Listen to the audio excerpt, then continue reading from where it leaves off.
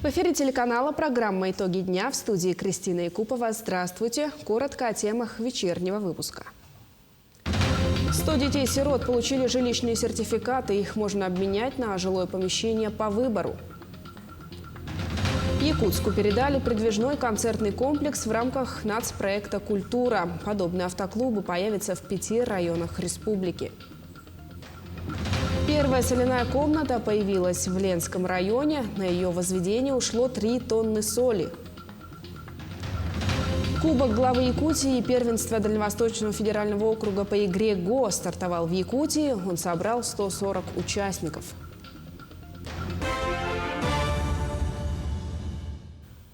Отключение электроэнергии в Якутске и в близлежащих улусах связано с аварией в районе поселка Магдагачи Амурской области. Напомним, инцидент произошел в прошлую субботу, 20 августа. Причиной аварийной ситуации стал дефицит мощности и кратковременное снижение частоты электрического тока до 47 Гц. На станциях Якутская ГРЭС, Якутская ГРЭС-2 и на Каскаде сработала противоаварийная автоматика. В течение 1,5 часов все потребители были запитаны и энергоснабжение было восстановлено в полном объеме. Для того, чтобы в осенне-зимний период не допустить подобного рода, сейчас с учетом хорошего притока воды на Каскаде Вилюйской ГЭС рассматривается возможность отмены вынужденного режима. И я думаю, что выход в системный режим позволит в будущем избежать или, по крайней мере, снивелировать последствия подобных аварий. Также сегодня днем произошло отключение электроэнергии на 12 минут. Сбой произошел на ГРЭС и подстанции «Центральная». Причиной стали гелиевые шары, которые попали на провода. Как сообщают в пресс-службе «Якутскэнерго», по повторному осмотру высоковольтной линии обнаружено под опорой остатки фольгированной веревки. Сертификаты на покупку жилья с начала этого года получили 100 детей-сирот в республике. Общая сумма сертификатов составила почти 346 миллионов рублей. Из них средствами распорядились пока 30 человек. Сумма сертификата рассчитывается, исходя из 33 квадратных метров площади жилого помещения. Деньги перечисляют на счет застройщика или продавца. С этого года по поручению главы Якутии Айсена Николаева механизм обеспечения жильем детей-сирот расширен. Теперь они могут вложить собственные кредитные средства или мат-капитал к жилищному сертификату и купить квартиру побольше. На строительство дорог в Якутии выделены дополнительные федеральные средства. Премьер-министр Михаил Мишустин дал поручение Минтрансу России направить финансирование на развитие транспортной инфраструктуры региона. Так, выделено свыше 2 миллиардов 700 миллионов рублей. Средства предусмотрены в связи с ростом цен на строительные материалы. Как отметил глава Якутии Айсен Николаев, в этом году будет построено 254 километра региональных дорог и еще 35 километров дорог в городе Якутске. Благодаря своевременной поддержке федерального центра работы будут исполнены в полном объеме и в срок. Кроме того, выделено финансирование на строительство и реконструкцию 2 участков автомобильной дороги Колыма, а также на реконструкцию автомобильной дороги Лена. В Якутии первые дворы по программе «1000 дворов» на Дальнем Востоке сдадут в сентябре. В целом до ноября этого года появится 124 новые дворовые территории, из них 75 в Якутске и 49 в районах республики, в том числе в арктических. 23 объекта из них представляют собой мини-парки, комплексные территории с расширенным функционалом, куда включены спортивные, игровые и культурные зоны, велосипедные дорожки, скейт-парки и павильоны для предпринимателей. Эти проекты представляют собой территории для всех жителей населенных пунктов. К примеру, скейт-парки предусмотрены в селах Булгуньяхтах, Кобяй и Дюлюкю. В Покровске установят первый в Якутии многофункциональный игровой комплекс в виде сетчатого короба. В некоторых селах и городах функционал дворовых территорий вынесен на набережные. В день государственного флага Российской Федерации первые паспорта вручили 8 гражданам Якутска, которым исполнилось 14 лет. Подобная церемония вручения проводится в центре «Мои документы» в 4-й раз. С апреля этого года в республике принято проводить торжественное вручение главного документа в жизни. Стоит отметить, что при желании заявитель может выбрать знаменательную дату для получения паспорта. С 26 апреля текущего года в МФЦ организована выдача паспортов гражданам, которым исполнилось 14 лет. Ранее данную услугу можно было бы только оформить, то есть подать заявление через МФЦ и получить документы уже в территориальных пунктах Управления по вопросам миграции МВД Республики Саха-Якутия. Благодаря совместной кропотливой работе с коллегами из МВД получение паспорта гражданина Российской Федерации возможно и в отделениях ГАУ МФЦ, то есть Центра «Мои документы». Очень приятно получить такое торжественное вручение паспорта. Было волнительно. Также в Якутске состоялось торжественное вручение российских паспортов 4 гражданам, прибывшим из Украины. В рамках мероприятия был проведен межнациональный концерт. В нем приняли участие представители всех народов, проживающих в Якутии. На территории ДК Кулаковска у нас проходило торжественное мероприятие в День государственного флага Российской Федерации, связанное с вручением новым гражданам нашей страны официального документа, основного паспорта. И я в полной мере теперь сейчас считаю себя гражданином России. Вот. И так же само могу радоваться вместе с вами этому празднику. Те, кто к нам причастен, нас никто здесь не забывает. Так что мы сделали то, что не смогли сделать в Донецке. Кормозаготовительная работа в Якутии продолжается. Заготовлено более 250 тысяч тонн сена из запланированных 440 тысяч тонн. Сложная ситуация складывается в Верхоянском, Кобяйском, Вилюйском и Горном районах. Лидерами являются Амгинские, Намские и Хангаласские улусы. Силами сформированных мобильных бригад планируется заготовить 45 тысяч тонн грубого корма. Сегодня выполнено 58%. Это где-то 259 тысяч тонн. С прошлого года мы отстаем на 15 тысяч тонн. Так, заготовка силоса начали. С прошлого года на силос мы нынче хорошо работаем. По сенажу только начали работать по заготовке сенажа. В сентябре этого года планируется начать работы по строительству средней общеобразовательной школы в национальном наследии Кюбцы Усть-Майского района. По плану этот объект должен сдаться в эксплуатацию в 4-м квартале будущего года. С подробностями наши коллеги. В Кюбском национальном наследии Усть-Майского улуса после 30 лет эксплуатации встал вопрос о закрытии средней общеобразовательной школы из-за аварийного состояния здания, что создавало угрозу для жизни школьников. Третий год образовательно-воспитательный процесс в Кюбской школе осуществляется в 4 приспособленных помещениях в 2 смены. Сейчас обучение ведется в 4 зданиях. Одно здание у нас под столовую и кухню, 3 здания под кабинеты. Здания маленькие, не отвечают стандартам, коридоров нету. Учимся в 2 смены с 8:30 до 7 часов вечера. В апреле этого года определился подрядчик строительства. Это компания ООО «Прогресс», которые еще весной приезжали и осматривали место будущей стройки. На днях руководитель предприятия Алексей Пенигин и его сотрудники приехали на место посмотреть все тонкости строительной площадки, что необходимо убрать и что необходимо сделать, и, соответственно, эти работы закончить до сентября месяца, чтобы приступить уже к первому этапу возведения объекта. Это забуривание свайного поля. Параллельно ведутся работы по поставке строительных материалов на данный момент нулевого процесса. Это сваи, ранбалки, коробка скола из металлокаркаса, ластака, легких металлических конструкций. Школа на 80 мест будет каркасная, в одноэтажном варианте, площадью около 4000 квадратных метров, полностью благоустроена, с кабинетами и лабораториями, столовой, санузлами, гардеробной и спортивным залом. Школа строится по технологии ЛСТК, поэтому сейчас будет забиваться свайное поле, весной вкладываться ранбалка, и летом в теплое время уже будет собираться сама конструкция и, соответственно, укомплектовываться мебелью и техникой данная школа. Основное строительство должно закончиться к началу учебного 2023 года. Мои 3 детей учатся в школе, 2 ходят в сад. И я очень счастлива, что начинается строительство новой школы. Возведение объекта начнется в этом году. Винтовые сваи начнут устанавливать уже осенью. Подрядчик ООО «Прогресс» построили не один десяток образовательных учреждений в республике, и мы уверены, что данный объект будет сдан в установленные сроки. Юрий Таюрский и Тимур Канаев, Национальный наслед, Кюбцы. 100 журналистов к столетию ЯССР. В Якутске стартовал новый образовательный проект, объединяющий все самое передовое из онлайн-журналистики и диджитал-технологий медиашкола «Аяр».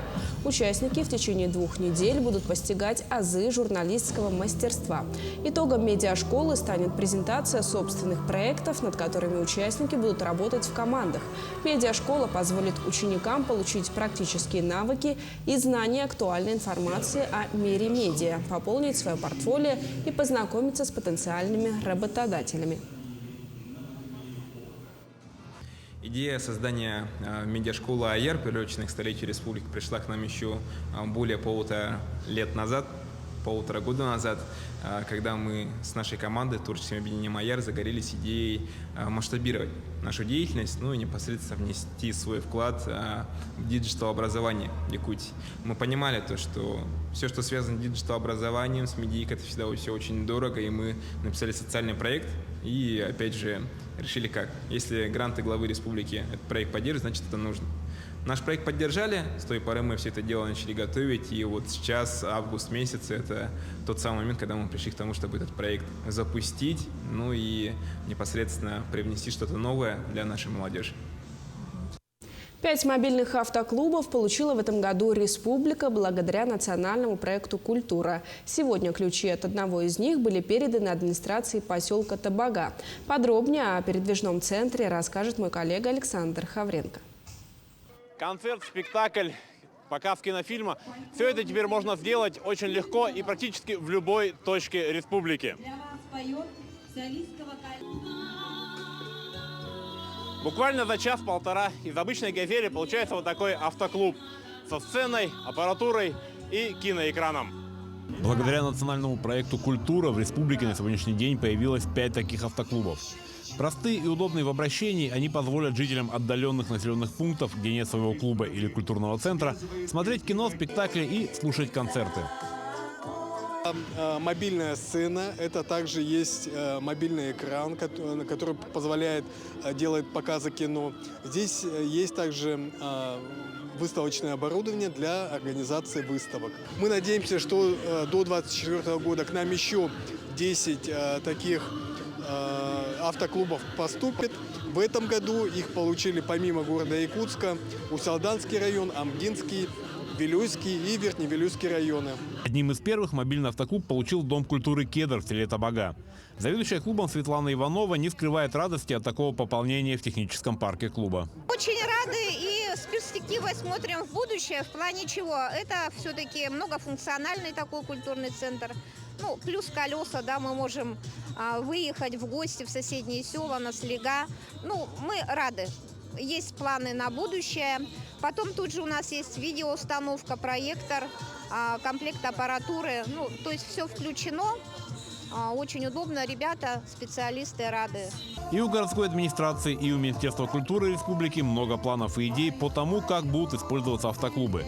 А мобильный комплекс, закрепленный за городом Якутском, примет первых зрителей уже в день города. Александр Хавренко, Семен Семенов, Якутск.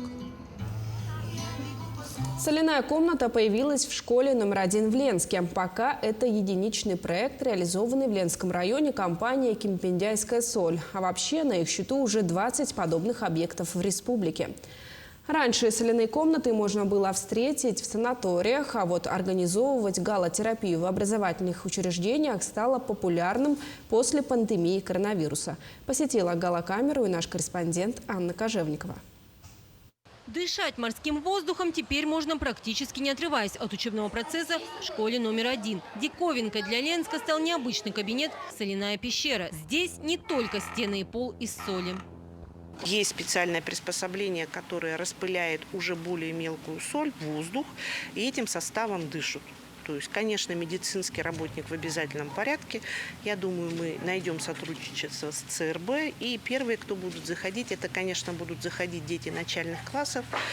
Но отказывать старшеклассникам тоже не планируют. Идея создания соляной комнаты принадлежит руководству района. Исполнитель проекта – компания «Кимпиндяйская соль». За их плечами уже 20 подобных комнат по республике. Для того, чтобы обычный кабинет превратить в соляной, потребовалось 3 тонны соли. Пребывание в такой соляной комнате заменяет поездку на море для школьников.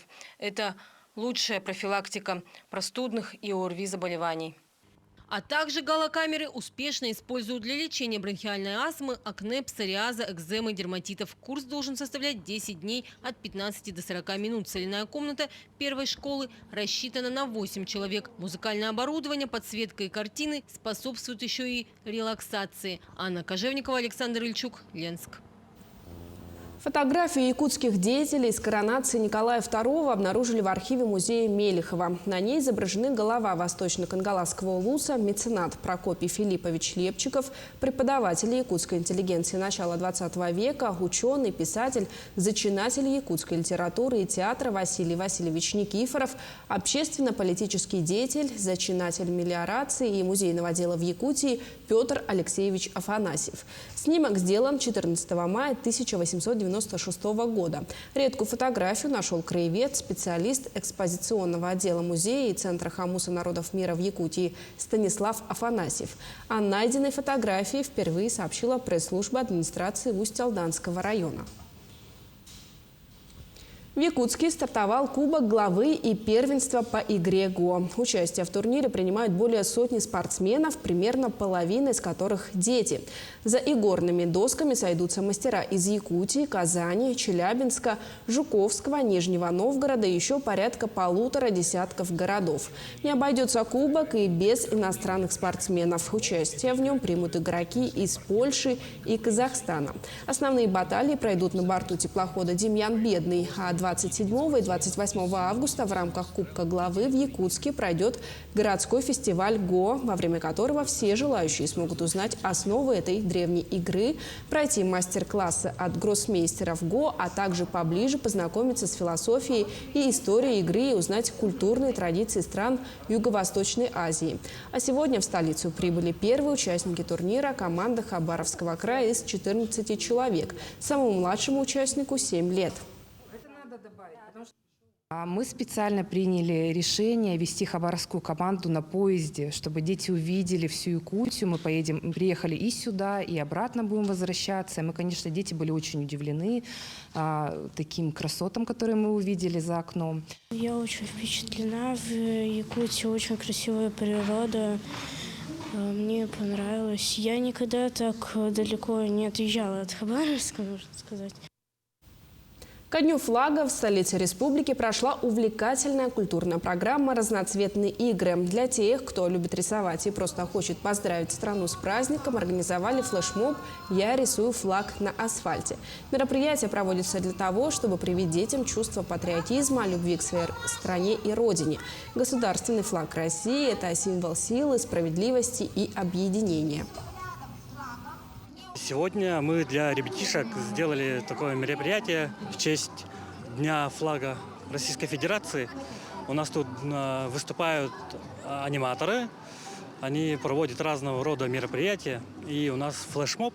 Любой желающий может подойти и нарисовать на асфальте все, что угодно мелками. И мы с детьми нарисовали только что. Прямо сейчас рисуют уже флаг России. Сейчас сезон сбора ягод и грибов в лесу. Наконец, пожароопасный сезон завершается, и гражданам разрешили выезды в лес. О том, как правильно собирать грибы и ягоды, расскажем далее. Сроки сбора малины, земляники, красной смородины, голубики начались еще в июле. Сейчас же в лесах поспела черная смородина. В южных районах Якутии их собирают с середины августа. А к концу августа, в начале сентября почти повсеместно поспевает брусника. Многие занимаются собирательством, но не все знают правила их сбора. В отношении сроков сбора ягод существует понятие ботанической и потребительской зрелости. Первое наступает, когда ягоды перестают расти, полезные вещества в ней достигли максимума. Такой урожай пригоден для долгого хранения и переработки. Вторая характеризуется достижением ягодами свойственных виду окраса, вкуса и аромата. Такие плоды годны для употребления в пищу сразу после сбора. При этом чересчур ранний сбор приводит к потере вкусовых качеств, слишком поздний грозит гниением плодов. Ягоды и грибы нельзя собирать вблизи автомобильных трасс, свалок, так как употребление в пищу такого урожая может грозить отравлением. Лучшее время для сбора ягод – утро сухого дня. Для транспортировки же собирайте ягоду сразу в ту тару, в которой повезете, так как перекладывание из одной емкости в другую провоцирует порчу урожая. Что касается грибов, то их опытные грибники не советуют выдергивать с корнем, чтобы не повредить грибницу, а лучше срезать. Собирать лучше в плетеную корзинку или пластиковое ведерко. Червивые грибы некоторые советуют вешать на сучки и веточки для лесных жителей. Конечно, и грибы, и ягоды можно купить на рынке. Но никакая купленная ягода не сравнится по вкусу и аромату собранной своими руками в лесу. В Алдане прошел ежегодный праздник урожая. Дары леса и огорода, соленья, варенье, одежда и сувениры. Товар на ярмарке находился на самый взыскательный вкус. На мероприятии побывала Татьяна Вахнина. И купец находился, и товар расходился на площади районного дома культуры. Не жарким августовским днем здесь развернулась ежегодная ярмарка урожая.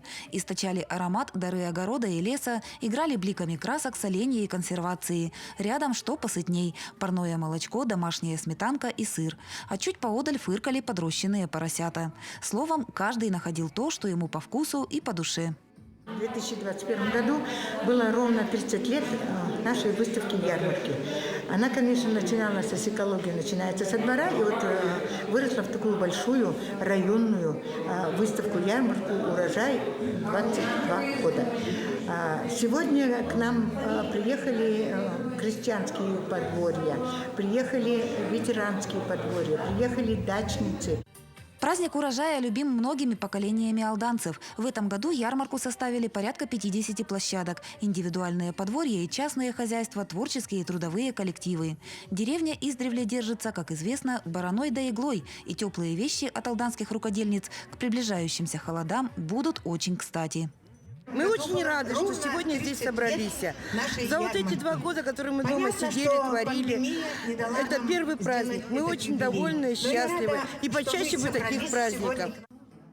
Завораживающий ореол добрых трудов человеческих и неповторимый блеск мастерства веял над каждым столиком. Не секрет, что сельскохозяйственный труд тяжел и не всегда благодарен. И оттого собираемый осенью урожай для хозяев почти бесценен. Вообще ощущение праздника, богатый урожай, и шишки, и мед, и все соленья, очень замечательно, веселое настроение. Если раньше только на окошках стояла герань, то сейчас люди такие цветы выращивают и годами их лелеют, что даже название я не вспомню никогда. И хочется сказать, что очень трудно, конечно, заниматься всем этим, несмотря на погоду, несмотря на цены, потому что многие же выписывают семена. Глянуть налево – лавки с товаром, глянуть направо – веселье даром. Трудолюбие и старания хозяюшек и мастеров были оценены по достоинству. Подарки и поощрительные призы получили все участники. Татьяна Вахнина, Александр Лукин, Алдан. Огородничество и садоводство – это большой труд, требующий специальных навыков и знаний. Люди, знающие секреты выращивания овощей и фруктов, поражают объемами своего урожая. Но некоторые огородники смогли повергнуть в шок и размерами плодов. Рассмотрим фрукты и овощи, которые благодаря своему размеру вошли в Книгу рекордов Гиннесса. Самая крупная капуста была выращена семьей из Америки. Весил плод 34 килограммов. Причем вырос овощ на Аляске, который не отличается благоприятными условиями для огородничества. Но умельцам по фамилии Эванс удалось вырастить отличный урожай. Их рекорд пока никто не сумел побить. Тыква сама по себе довольно тяжелый овощ, но рекордсменом стало то, что выращенная фермером из Бельгии. Ее масса составила 1200 килограммов. Чтобы транспортировать ее к месту фестиваля, пришлось даже задействовать автопогрузчик. Невозможно представить, чтобы одна картофелина могла весить даже 1 килограмм. А тут рекордсмен вырастил ее весом почти 5 килограммов. 4 килограмма 900 граммов. Репа массой в 16 килограммов была выращена в Китае. Ее длина составила 120 сантиметров. Фермер уверяет, что ничего особенного при выращивании не использовал. Выполнял все стандартные действия – полив, прополка, рыхление. Правда, поливал каждый день и обильно. В Англии фермер вырастил кабачок весом 54 килограммов. Длина овоща составила 67 сантиметров. Чтобы доставить его на фестиваль, огородник попросил помощи и у одного спортсмена. Морковка весом 10 килограммов, 200 граммов и длиной 50 сантиметров выращена в Америке. Огородник утверждает, что специальные добавки не применял. Вкус у овоща вполне обычный, ничем не отличается.